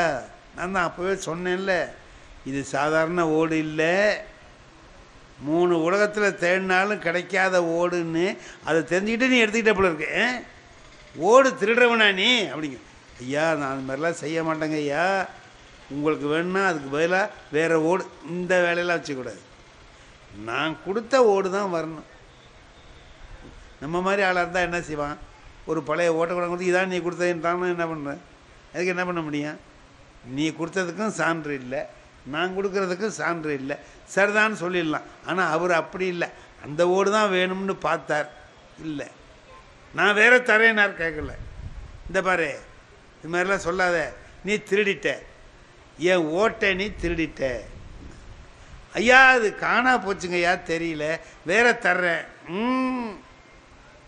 நீ காணா போச்சுன்னு சொல்கிறத நான் நம்பலை. காணா போச்சுன்னு சொன்னால் எனக்கு சத்தியம் பண்ணி கொடு. முதல்ல அவர் ஒரு சத்தியத்தில் தான் மாட்டிகிட்டு இருக்கிறார். இப்போ இவர் என்ன கேட்குறார்? எனக்கு சத்தியம் பண்ணி கொடு. எப்படிங்க சத்தியம் பண்ணுறது? என்ன பண்ணணும்னா, உன் பொண்டாட்டி கையை பிடிச்சி சத்தியம் பண்ணியா? அதை தொட மாட்டார்ல, தொட வைக்கணும். இப்போ அதானே, உன் பொண்டாட்டி கையை பிடிச்சி சத்தியம் பண்ணு. அது மட்டும் நடக்காதுன்ட்டார். நான் என்ன வேற பொம்பளை கையை தொட சொல்கிறேன்? உன் பொண்டாட்டி கையை தானே தொட சொல்கிறேன். அதுதாங்க முடியாது. ஏன் முடியாது?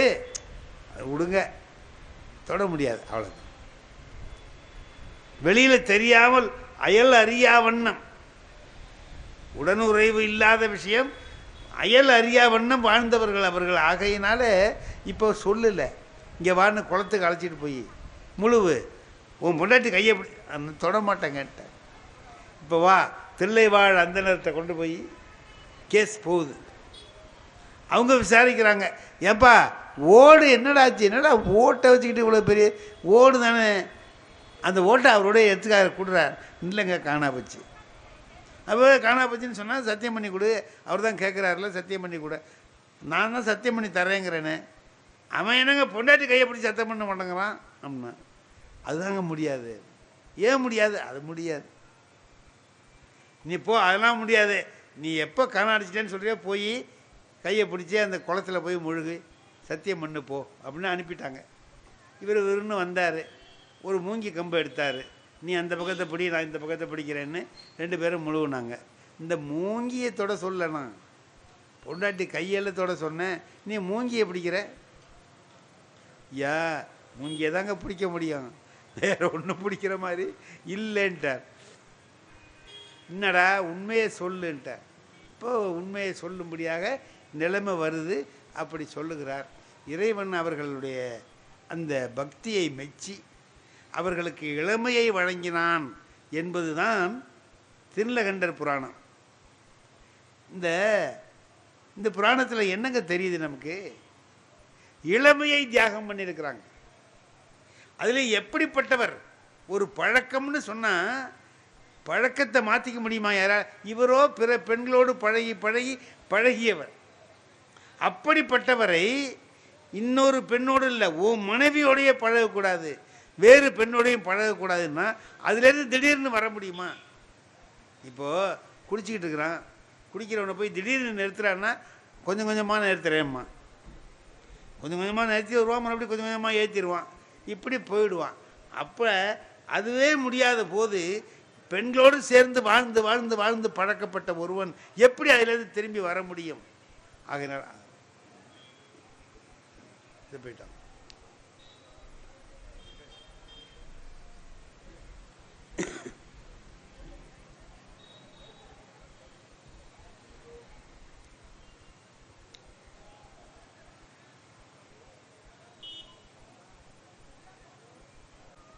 முடியாதே. ஆகையினால அந்த பழக்கத்திலேருந்து வர முடியாது. அவர் வர்றதுக்கு நினைக்கவும் இல்லை. ஆனால் அவ்வளவையும் சேர்த்து அவரை மாற்றியது எது என்று பார்த்தால் இறைவன் மீது வைத்த பக்தி ஒன்றுதான் அவரை தன்னுடைய பழக்கத்தை எல்லாம் மாற்றி நேர்மையாக வாழ வைத்தது. ஒரு மனைவி நினைத்தால் கணவனை திருத்தலாம் என்பதை காட்டுகிறது இந்த புராணம். என் வாழ்க்கை, நான் என்னுடைய வாழ்க்கையை பற்றி சொல்கிறேன். ஒரு சுய புராணம் தான் சொல்கிறேன். எனக்கு திருமணம் ஆகிறதுக்கு முந்தி கடவுள் பக்தி கிடையாதுங்க. பக்தி கிடையாதுன்னா நான் கோயிலுக்கு போக மாட்டேன், ஒன்றும் செய்ய மாட்டேன். கோயிலுக்கு போகலைன்னா என்ன, கடவுளுக்கு நான் போகலைன்னா குறைஞ்சி போயிடுமா? அதல்ல, எவனையும் போகவும் விட மாட்டேன்.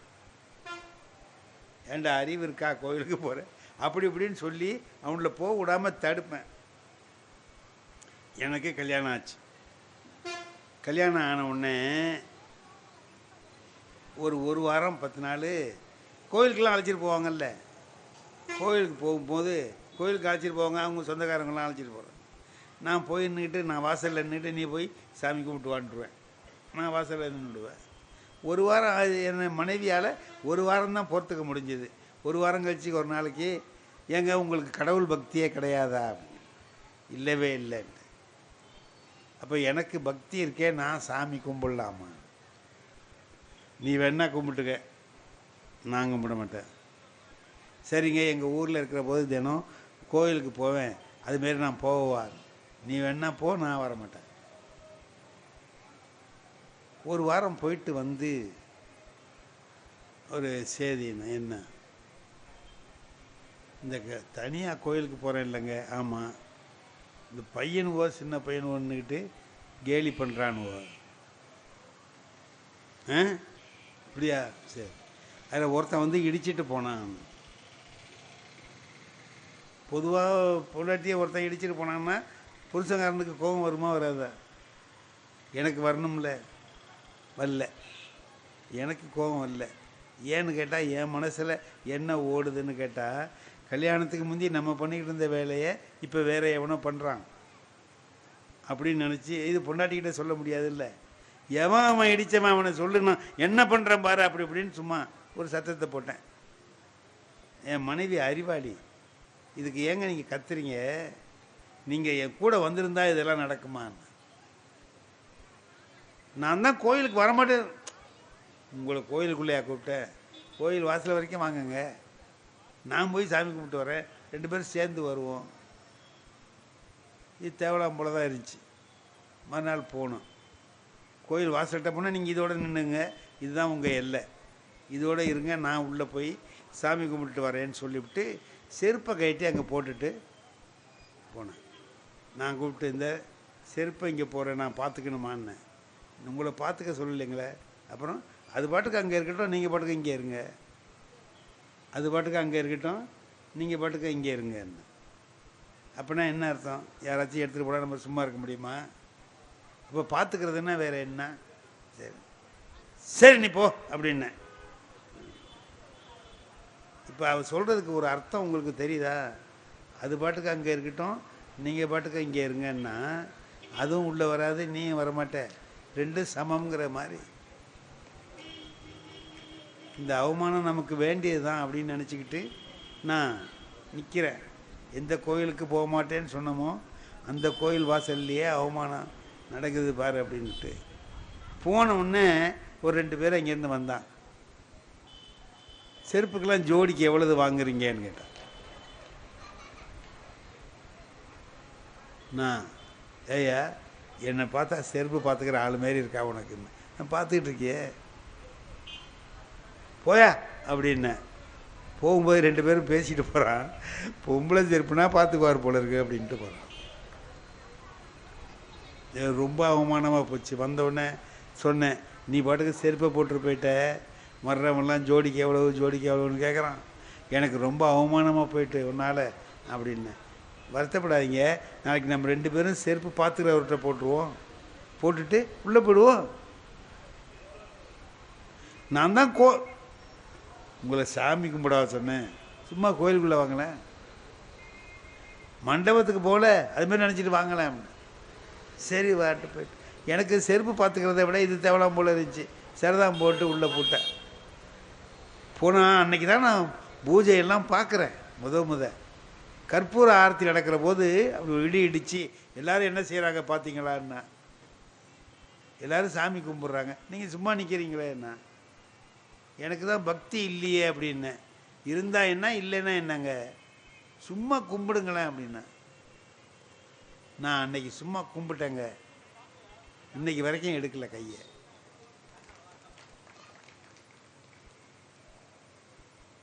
அதுக்கு பிறகு தான் நான் தேவாரம் படிக்கிறேன், திருவாசகம் படிக்கிறேன். அது வரைக்கும் நான் தொடலை. தமிழ் படித்தவன் தான், ஆனால் அதெல்லாம் படிக்கலை. பக்தி இலக்கியத்தெல்லாம் படிக்கப்படாதுன்னு நினச்சிக்கிட்டு இருந்தேன். அதுக்கு பிறகு படித்தது தான் தெரிஞ்சுது அதில் தமிழ் எவ்வளவு இருக்குது.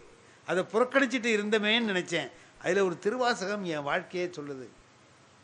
நாடகத்தால் உன் அடியார் போல் நடித்து நான் நடுவே வீடகத்தே புகுந்திடுவான் மிக பெரிதும் விரைகின்றேன் ஆடகச்சீர் மணிக்குன்றே இடையரா அன்பு உனக்கு என் ஊடகத்தே நின்று உருக தந்தருள் எம் உடையானே. மாணிக்க வாசகர் பாடுறார்.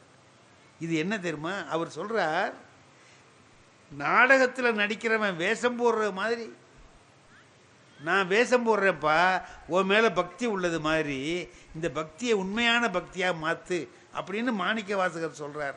அவர் கேட்டுக்கிட்டார். நான் கேட்காமலே என்னுடைய பக்தியை உண்மையான பக்தியாக இறைவன் மாற்றினான். அதுக்கு துணை நின்றது யார்? மனைவி தான். மனைவி அந்த மாதிரி என்னை வழி நடத்தலைன்னா நான் அந்த வழிக்கு போயிருக்க மாட்டேன்.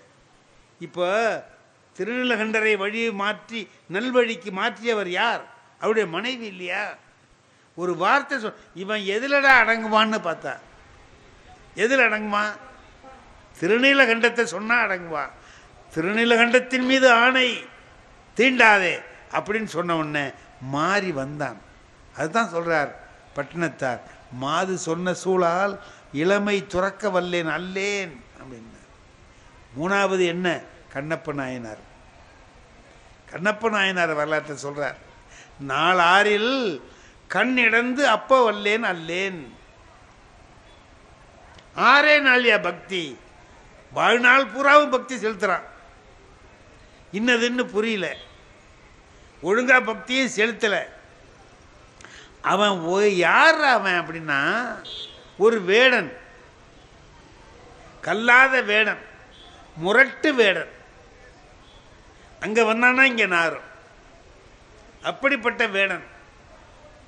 என்னமாவோ அவனுக்கு இந்த குடுமித்தேவர் மேலே, இந்த மலை மீது இருக்கிற தெய்வத்தின் பெயர், இறைவனின் பெயர் குடுமித்தேவர். அந்த குடுமித்தேவர் மீது அவனுக்கு பக்தி உண்டானது. பக்தி உண்டானவனே என்ன பண்ணான்? அதை போய் வணங்குறதுக்கு போகிறான். போனால் அவனுக்கு எப்படி வணங்கணும்னு தெரியாது. அப்போ அவன் என்ன பண்ணான்? அவனுக்கு எப்படி தெரியுமா அப்படி செய்கிறான். அவன் எதை நல்லா விருப்பமாக சாப்பிடுவான்? மாமிசத்தை சாப்பிடுவான். பன்றி கறியை கொண்டாந்து வைக்கிறான், ஒரு நாளைக்கு மான் கறி கொண்டாந்து வைக்கிறான், ஒரு நாளைக்கு ஆட்டுக்கறியை கொண்டாந்து வைக்கிறான், வச்சு சாப்பிடுங்கிறான். என்ன ஆச்சரியம் தெரியுமா? அதை இறைவன் சாப்பிட்டார். மறுநாளைக்கு பார்த்தா எலும்பாக கிடக்கு, கறியெல்லாம் அவர் தின்னுட்டார். இப்போ அவர் பார்க்குறார், அவன் எப்படா அப்படி மாறினான்னா, சேக்கிடார் சொல்லுகிறார், இன்புறு வேதகத்து இரும்பு பொன்னானார் போல. ஒரு புடம் போடுறோம்ல, அதில் இரும்பு எடுத்து வைக்கிறான், தங்கமாக மாறுது. இந்த வேடன் இரும்பு போன்று இருந்த வேடன் தங்கம் போல ஆகிவிட்டான். எப்படி ஆனான்? 4 ஆறில் ஆனா அப்படி. இப்போது தினம் வந்து பார்க்குறார், சிவகோசரியார் அவர் தான் குருக்கள் வந்து பார்க்குறார், அசிங்கமாக இருக்குது, கண்ணா பின்னான்னு திட்டுறார். எவனோ ஒருத்தன் வந்து அநியாயம் பண்ணுறானே, போகிறானே வரானேன்னு பேசுகிறார். 5வது நாள் ராத்திரி படுத்து தூங்குறார். சிவபெருமான் அவர் கனவுல போகிறார். பா, எவனோ வந்து அசிங்கம் பண்ணுறான்னு சொல்றியே, அவனுடைய வடிவெல்லாம் நம் பக்கல் அன்புன்னார். அவன் வடிவமே அன்புடா, அவன் உள்ளம் அன்பு இல்லை, அவன் வடிவம் பூரா அன்பு. தேனுக்குள்ள தேனாலேயே பாட்டில் செஞ்சு அதில் தேனை ஊற்றி வச்சா எப்படி இருக்கும்? அவன் உடம்பே அன்புடா. அப்படியே அவன் வாயில் வர்ற தண்ணி இருக்கு பாரு, அவன் எப்படி எனக்கு கொண்டு வந்து கொடுப்பான் தெரியுமா? ஒரு கையில் மாமிசத்தை எடுத்து வருவான், இன்னொரு கையில் வில்லம்பு இருக்கும், தலையில் காட்டு பூவை பறித்து வச்சுட்டு வருவான், வாய் நிறைய தண்ணியை வச்சிருப்பான், கொண்டு வந்தது தண்ணியை அப்படியே ஊற்றுவான்.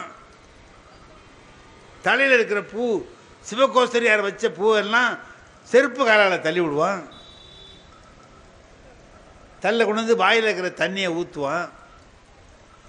தலையில் வச்சுருக்கிற காட்டு பூவை எடுத்து வைப்பான். அது வைக்கிற பூவா வைக்காத பூவானெல்லாம் நினைக்க மாட்டான், கொண்டு வந்து வைப்பான். இதை வச்சு தின்னும்மா, நான் திங்கிறேன். நீ நினைப்ப இது மாதிரிலாம் செய்கிறானே, வாயிலேருந்து தண்ணியை ஊற்றுறானேன்னு கேட்பேன். நீ புனித ஆற்றிலேருந்து கொண்டு வந்து ஊற்றுற பார் தண்ணி, அதை விட அவன் வாயிலிருந்து ஊற்றுகிற நீர் புனிதமானது. யார் சொல்கிறா? சிவபெருமான் சொல்கிறார். அவன் அதை தின்னேன் அப்படின்னு சொல்கிறான் பாரு, நீ சொல்கிற மந்திரத்தை விட உயர்ந்தது. அவனுடைய அன்பு நான் துய்த்து மகிழக்கூடிய அன்பு அப்படின்லாம் சொல்கிறார். அவன் எவ்வளவு அன்பு உள்ளவன்கிறத நாளை நீ ஒளிந்திருந்து பார். என்ன செஞ்சான்? மறுநாளைக்கு ஒரு காரியம் செய்கிறான். இங்கேருந்து வர்றான், கையில் கறியை எடுத்துக்கிட்டு அதை எடுத்துக்கிட்டு இப்படி வர்றான். வழக்கப்படி கண்ணிலிருந்து ரத்தம் ஊற்றுது, வலது கண்ணிலிருந்து ரத்தம் வழியுது. இவனுக்கு என்ன செய்கிறேன்னு தெரில. என்ன இப்படி வருதே? ஓடி போய் பச்சையில் அது இதை பறித்து கொண்டாந்து புளிஞ்சி ஊற்றுறான். இன்னும் நிற்கல. டக்குன்னு அவனுக்கு ஒரு நினப்பு வருது, ஊனுக்கு ஊன், ஊனுக்கு ஊன்.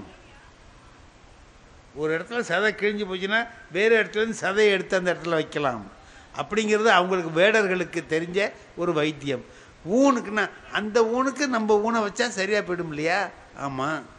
அப்போ அவர் கண்ணில் ரத்தம் வருது, அதானே நம்ம கண்ணை எடுத்து வச்சா சரியாக போயிடுமே. இப்போ என்ன பண்ணான்? எடுத்தான், அம்பால கண்ணை பிடுங்கினா, கொண்டு போய் வச்சான். அதுக்கு பிறகு தான் ரத்தம் நின்றுச்சு.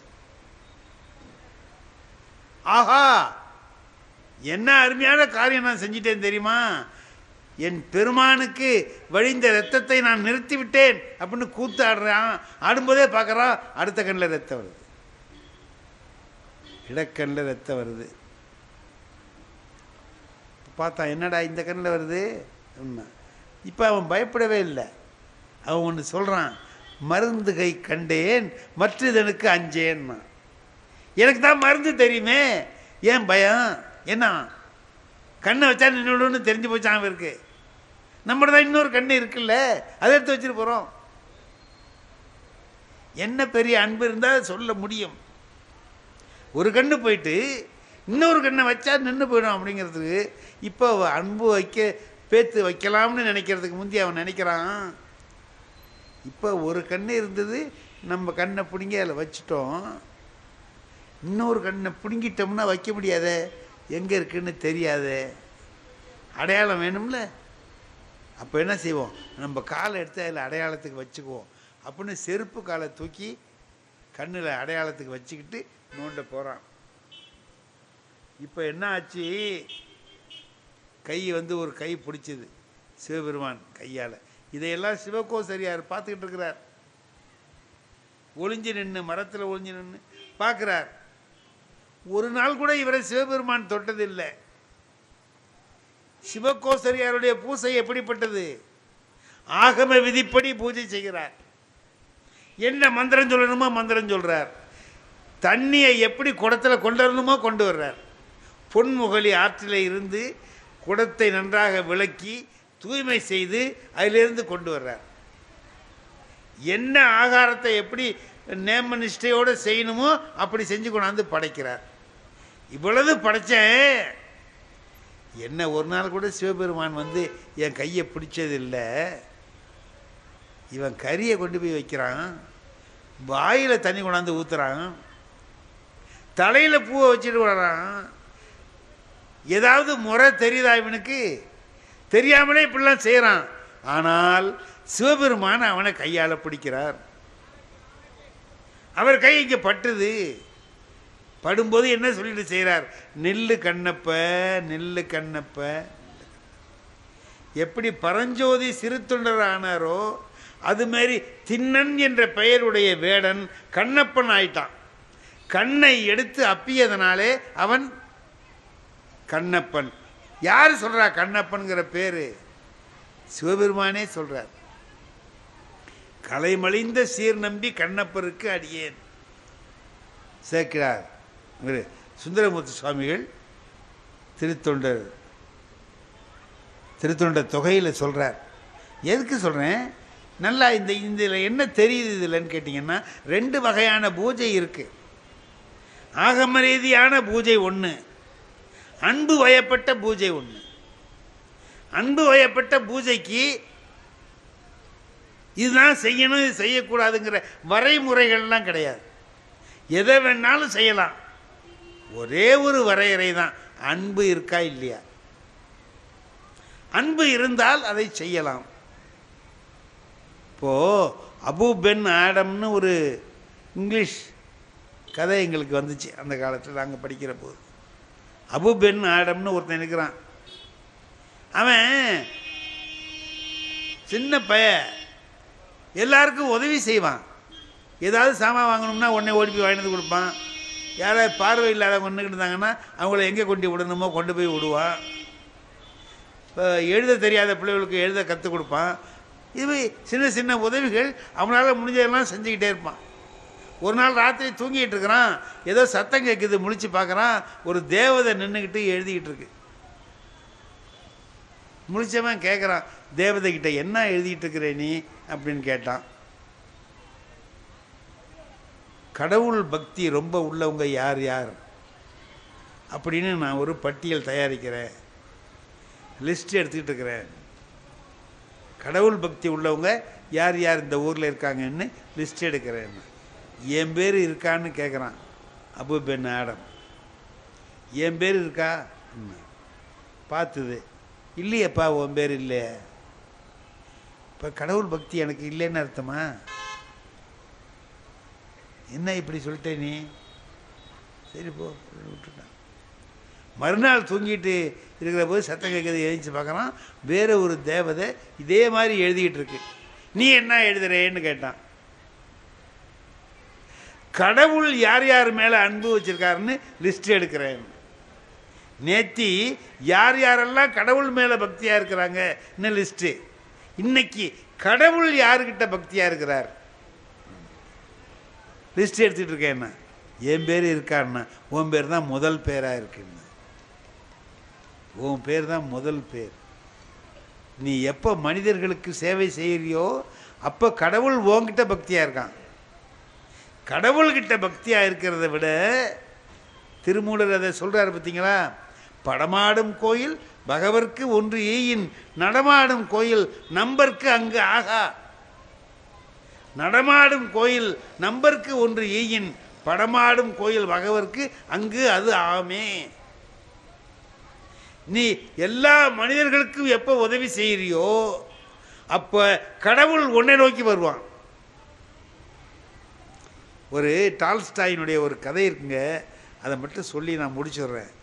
என்ன, பக்தி என்பது என்னங்கிறத அவர் சொல்கிறார். நாளைக்கு கிறிஸ்மஸ், நாளைக்கு காலையில், இன்னைக்கு ராத்திரி கிறிஸ்மஸ், காலையில் கொண்டாடுவாங்க எல்லாரும். ஒரு பெரிய பணக்காரர் நின்றுக்கிட்டு,